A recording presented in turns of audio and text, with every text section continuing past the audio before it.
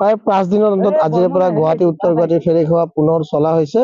বিগত 5 দিন পূৰ্বে যি ৰেমেলৰ বতাহ ধুমুহাৰ পৰিপ্ৰেক্ষিতত কামৰূপ জিলা প্ৰশাসনে উত্তৰ গুৱাহাটী ফেৰীখোৱা বন্ধ কৰি দিছিলে আৰু দুদিনকৈ ব্ৰহ্মপুত্ৰৰ যি ক্ষয়ক্ষতি হৈছিলে ফেৰীঘাটৰ তাৰ পৰিপ্ৰেক্ষিতত দুদিন বন্ধ কৰিছিল আৰু দেখুৱাইছো আজি পুনৰ প্ৰায় 5 দিনৰ মূৰত গুৱাহাটী উত্তৰ গুৱাহাটীৰ ফেৰী সেৱা চলিছে। মই দেখুৱাইছো সামগ্ৰিক পৰিৱেশ আজি পুৱাৰে পৰা যে ফেৰীসমূহ চলিছে বিভিন্ন প্ৰান্তৰ পৰা যাত্ৰীসকলে এনেধৰণে ফেৰী অহা যোৱা কৰিছে।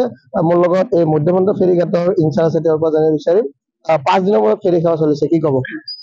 27 আৰু 28 তাৰিখে আমাৰ বংগোপসাগৰ প্ৰভাৱ পৰিপ্ৰেক্ষিতত আমাৰ অসমতো প্ৰভাৱ পৰাত ইয়াত বন্ধ দিছিল, মেনেজমেণ্টে বন্ধ দিছিল। কিন্তু 29 তাৰিখে একে পৰিৱেশ থকাৰ বাবে 29 তাৰিখে বন্ধ হ'ল।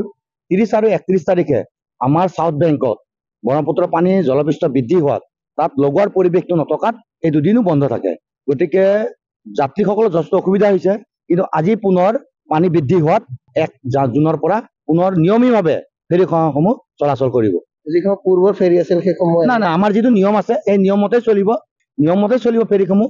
নিশ্চয় কেনেদৰে দেখা গৈছে আজিৰে পৰা প্ৰায় 5 দিনৰ অন্তত উত্তৰ গুৱাহাটীৰ ফেৰী সেৱা পুনৰ চলা হৈছে, যাৰ ফলত যাত্ৰীসকলৰ যিসমূহ ফেৰী যাত্ৰী আছে তেওঁলোকৰ মাজত যথেষ্ট আনন্দৰ এটা বাৰ্তা কঢ়িয়াই আনিছে।